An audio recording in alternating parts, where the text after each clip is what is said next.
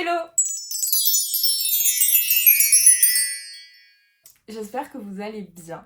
Je vous retrouve aujourd'hui dans cette nouvelle vidéo qui est donc la deuxième vidéo de cette chaîne. Avant de commencer, je tenais à vous remercier pour tous les messages que j'ai reçus sur Insta. Je vous parlais dans ma précédente vidéo de ces petits moments de bonheur que ça représentait pour moi d'échanger avec vous. Et vous êtes encore là. Et il y a même des nouvelles personnes.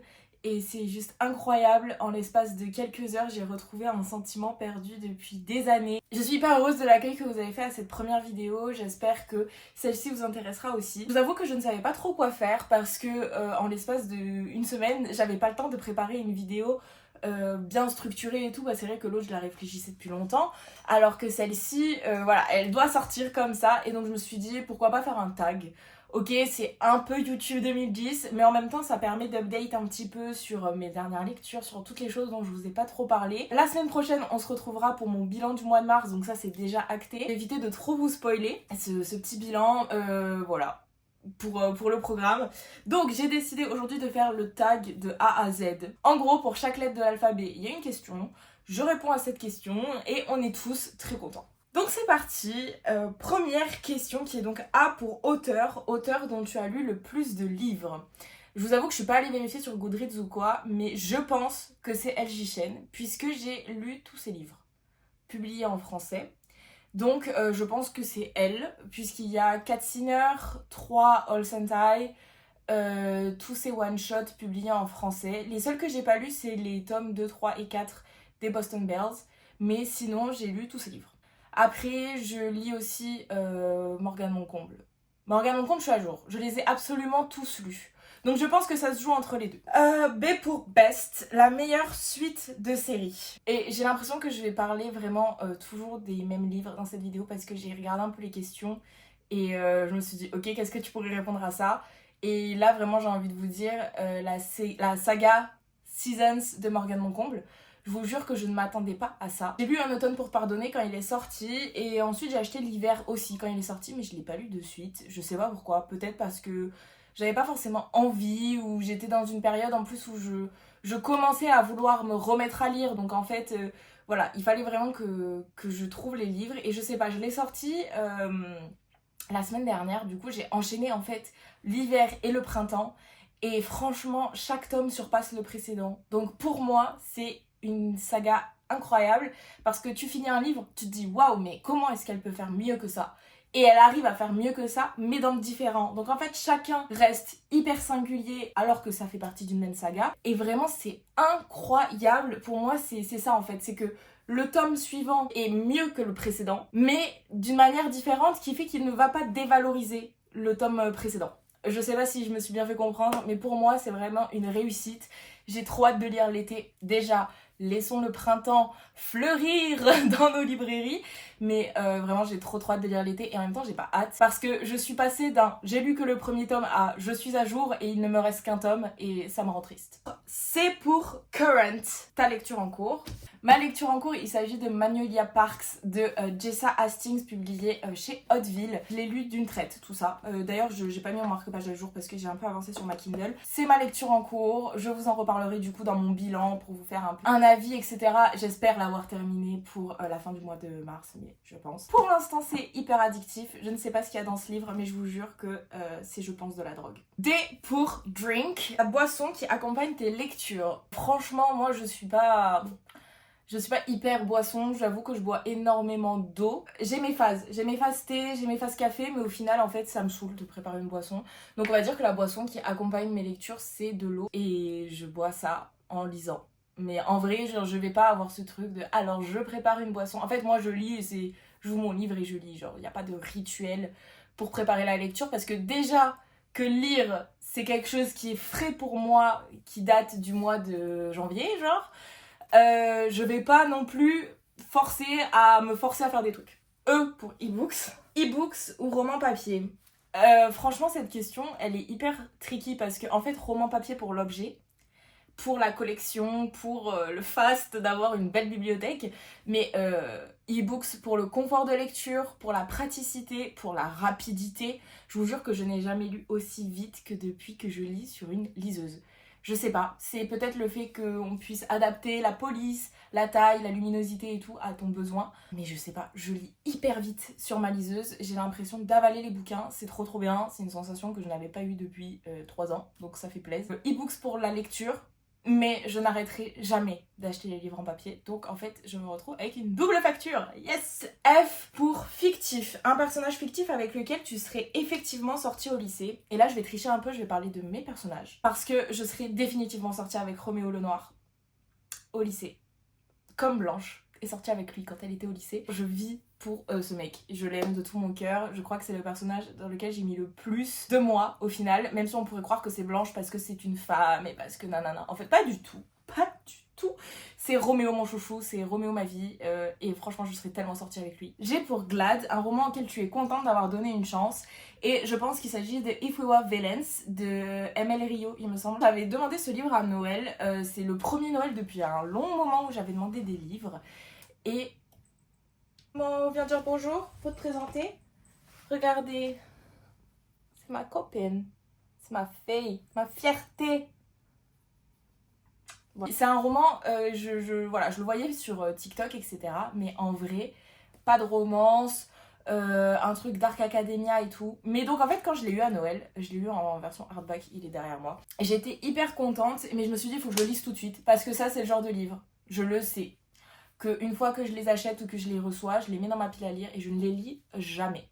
Donc du coup, je l'ai lu directement après avoir reçu le livre. Je l'ai commencé vraiment le jour de Noël. Et là, même si on avait passé l'automne, le mood Dark Academia et tout, je vous recommande de lire à cette période-là parce que vraiment, ce sera the cherry over the cake, mais vraiment trop bien. Je suis tellement heureuse d'avoir laissé une chance à ce roman parce que en fait, je suis persuadée que si j'ai eu cet élan de me remettre à lire, c'est grâce à ce bouquin.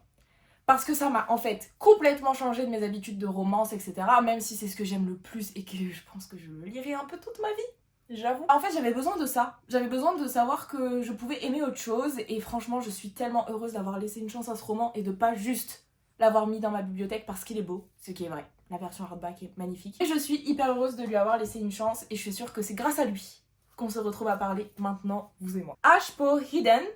Un roman que tu considères comme un joyau caché. Mon joyau caché, il s'agit de Nos plus belles années de Clara Hérault, publié chez Hachette, il me semble, je ne sais plus. Alors oui, il a quand même fait un peu de bruit sur Bookstar, beaucoup d'influenceurs l'ont reçu, etc. Mais en même temps, c'est pas non plus le boom du siècle, on va dire. Donc ça va, ça peut rentrer dans cette catégorie, même si c'est pas vraiment caché. Mais comme je vous disais, moi je suis un peu la pigeonne internet. Donc... c'est difficile de vous trouver ce genre de choses, surtout sur le peu de livres que j'ai lus depuis la dernière fois qu'on s'est vu. Ce roman-ci, pour moi, il est très important parce qu'il me parle personnellement et il m'a énormément touchée, énormément chamboulée, donc gros trigger warning. Vraiment gros trigger warning sur tout ce qui est violence sexuelle et viol. Voilà. Ce roman, pour moi, il est nécessaire pour faire de la prévention. Il est nécessaire pour parler de ce genre de sujet tout en douceur. Je sais pas si... c'est hyper clair et si c'est très juste de parler de ça comme ça, mais ce que je veux dire c'est que oui, il y a un chapitre qui est très choquant, qui moi m'a particulièrement bouleversée et j'étais vraiment pas bien en le lisant. Sachant que ce roman, en plus de ces sujets-là, aborde aussi le thème de l'évolution. C'est deux jeunes filles qui sont dans leurs premières années de fac, elles sont meilleures amies je crois depuis le lycée ou depuis même enfant. Elles prennent des chemins très différents lors de leur première année de fac tout en restant en colocation, donc en fait elles se voient partir dans des chemins différents, elles savent plus comment gérer leur amitié. Il y a tous ces sujets-là aussi, pour moi c'est vraiment une pépite, pour moi il est nécessaire.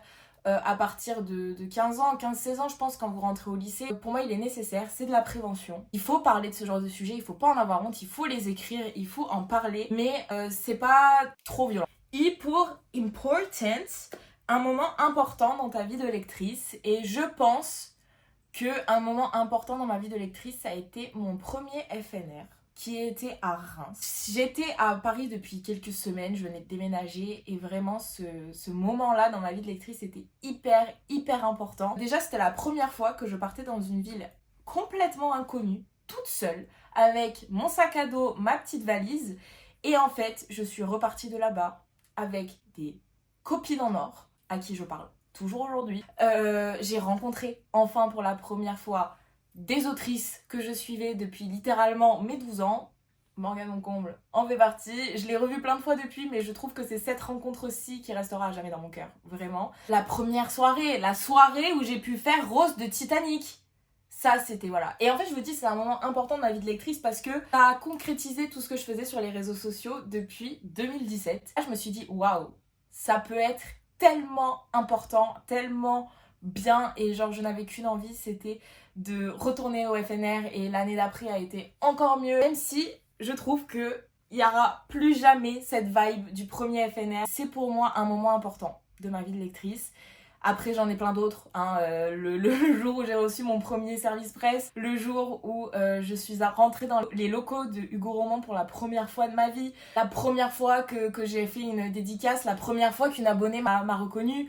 Enfin voilà, j'ai plein de moments importants dans ma vie de lectrice. Mais celui-ci, il est quand même incroyable. J pour Juste, le roman que tu viens juste de finir. Et du coup, il s'agit de Un printemps pour te succomber de Morgane Moncomble.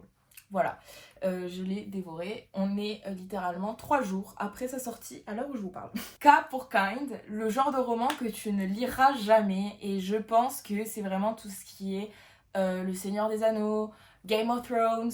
Ça, c'est des choses que j'adore en film. Genre vraiment, j'adore regarder. Mais lire, ça passe pas. Je pense que voilà, il y a des trucs pour tout le monde. Mais voilà, c'est genre de trucs où il faut attendre le tome 18 pour qu'il se passe enfin quelque chose. Où il y a beaucoup de personnages et tout. J'aime bien la fantasy, mais en plus la fantasy avec de la romance dedans. Hein. Vraiment la high fantasy, j'ai du mal. Je pense que je lirai jamais, ça ne m'intéresse pas plus que ça. Après, je respecte les gens qui adorent ça parce que franchement, moi ça m'épate qu'on puisse rester concentré autant de temps sur une même histoire. Et par contre, j'adore consommer ça en série, en film, tout ce que vous voulez parce que je trouve que c'est épique visuellement.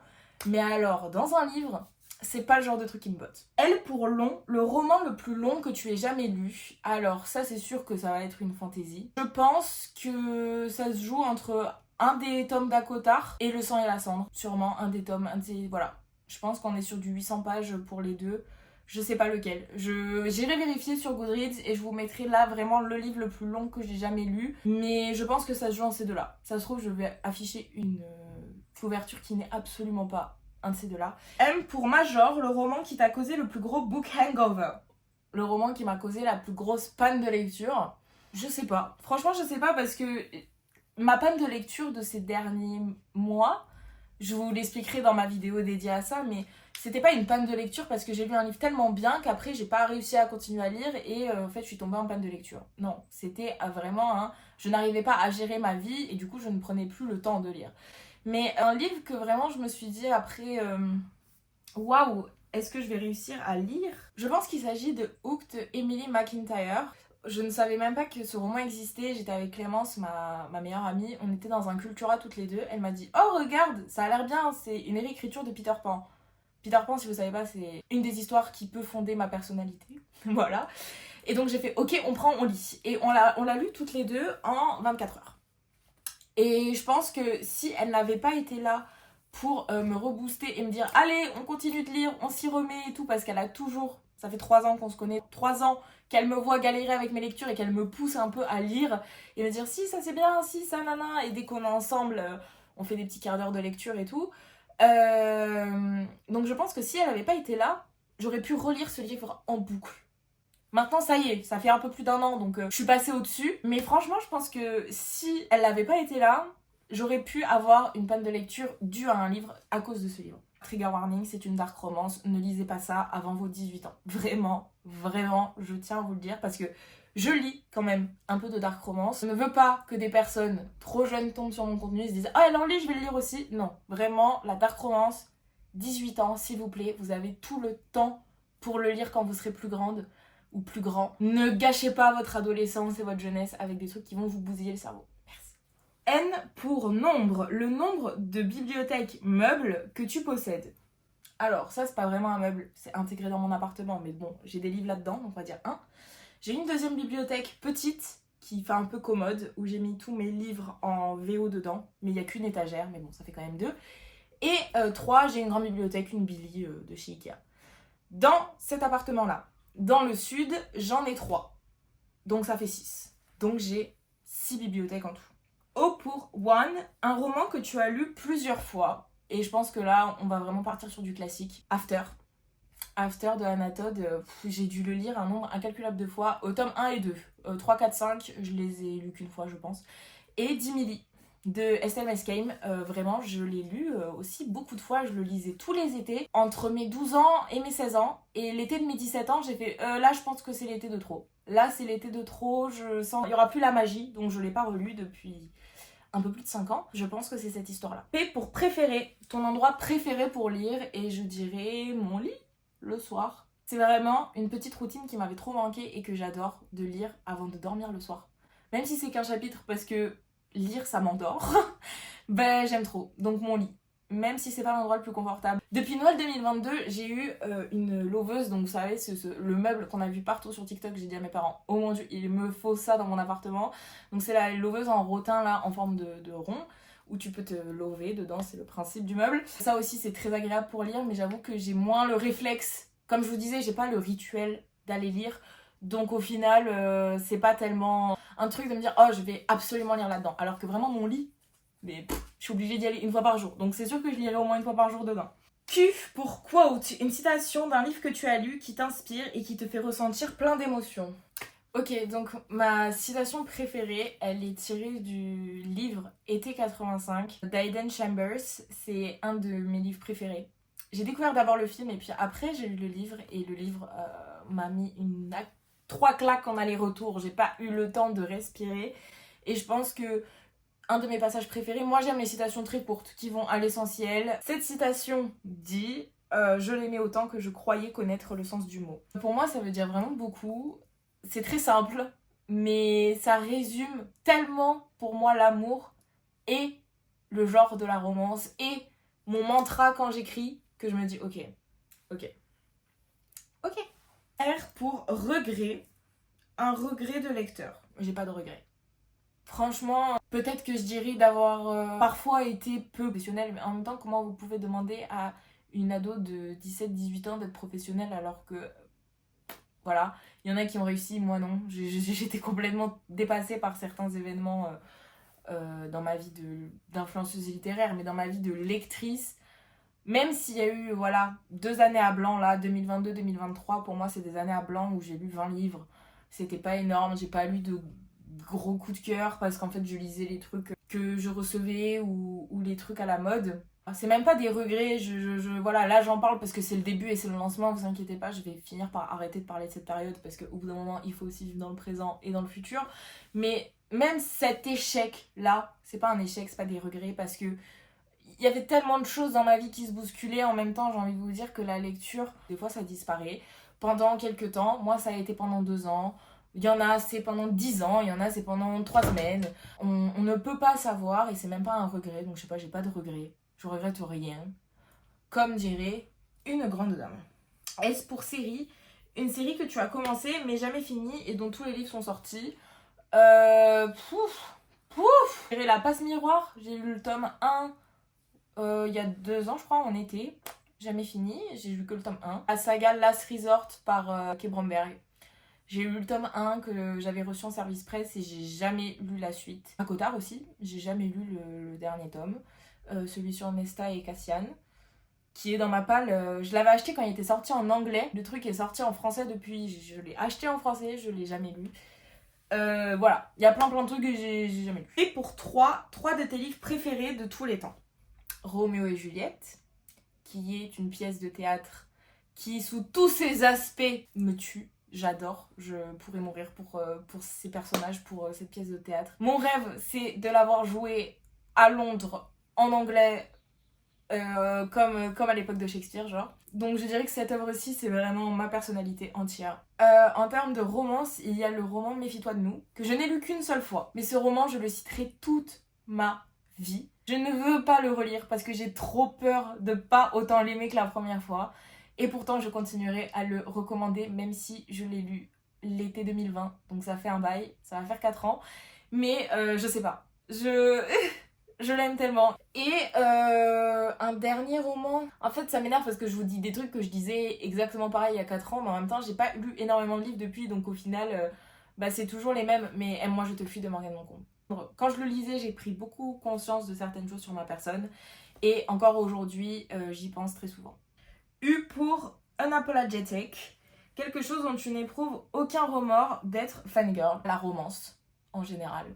Voilà. Je suis fan de romance, je suis fan de new adult, je suis fan des livres, je m'en fous ce que les gens pensent. Pour eux, c'est pas un vrai genre littéraire. Pour eux, c'est pas de la vraie littérature. Je m'en contrefiche. J'aime ça. Ça me rend heureuse. J'aime le lire. Et pour moi, c'est de la littérature. Et c'est quelqu'un qui lit autant du Molière que du Morgane Moncomble qui vous parle. J'aime ça. Et je ne m'excuserai jamais d'aimer ce genre littéraire, d'aimer ça, d'aimer ce genre de personnage, d'aimer ce genre de plumes, d'annoter mes livres, de faire ma bibliothèque arc-en-ciel. Je ne m'excuserai jamais d'aimer et d'être qui je suis au final. V, un roman dont tu attends la sortie avec grande impatience plus que celle des autres. C'est un roman qui sort mercredi, donc pour moi dans 2 jours, mais vous, en fait, il est déjà sorti au moment où vous voyez cette vidéo. Il s'agit donc de Tous nos lendemains de Lily Blabla. Comment vous dire que si j'attendais Un printemps pour te succomber avec un niveau d'impatience ici, alors celui-là, je vous explique, il est là. Je suis en train de calculer pour finir ce roman-là mercredi, ou alors pour le finir aujourd'hui, mais lire un tout petit roman jusqu'à mercredi, parce que au moment où je l'ai dans mes mains, faut plus me parler. J'ai tellement hâte qu'il sorte, je ne peux même pas vous expliquer. W pour worst, ta pire habitude livresque. Scroller sur TikTok au lieu de lire. X pour X, commence à compter en haut à gauche de ton étagère la plus proche et prends le 27e livre. Ok. Il s'agit de London and Shay, tome 1. Pourquoi en poche alors que je l'ai lu en grand format quand il est sorti? Parce que quand je suis allée au FNR, j'avais oublié London and Shay dans le sud chez mes parents. Donc je l'ai racheté sur place pour le faire dédicacer alors que je n'ai absolument pas lu London and Shay sur ce bouquin-là. Je l'ai lu en grand format. Du coup, il est dédicacé et il est très cher à mon cœur même si je ne l'ai pas lu. La version annotée et gondolée de mes larmes dans le sud.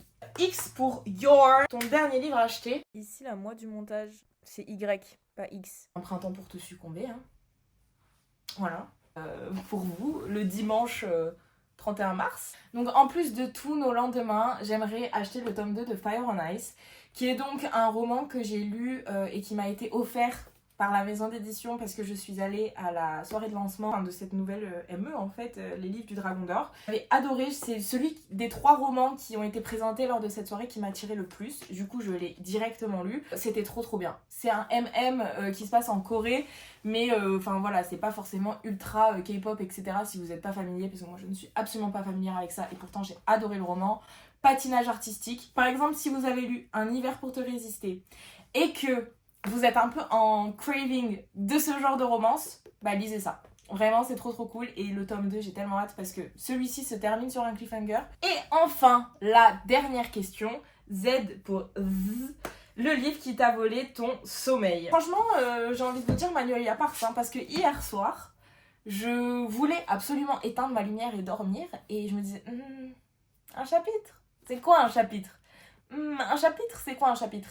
Je sais pas ce qu'il y a dans ce livre. J'ai trouvé que les 100 premières pages étaient extrêmement nulles. Et en fait, tous les points négatifs sont devenus des points positifs. Je n'arrive pas à m'arrêter de le lire, ni à m'arrêter de penser au personnage. Donc c'est vrai qu'hier soir, ça m'a un peu volé mon sommeil. Donc voilà pour cette vidéo, pour cette 2e vidéo. Je vais le dire à chaque fois, je suis trop fière de m'y tenir, je vous jure. N'hésitez pas, vous, à peut-être pas répondre à toutes les questions, mais à réagir en commentaire, à me dire un peu les questions qui vous ont le plus marqué. Quels sont vos livres préférés?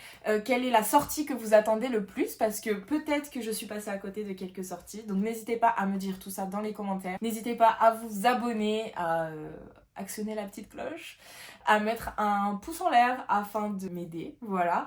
Moi je vous fais plein de gros bisous, je vous dis du coup à la semaine prochaine et je vous souhaite de jolies lectures. Bisous!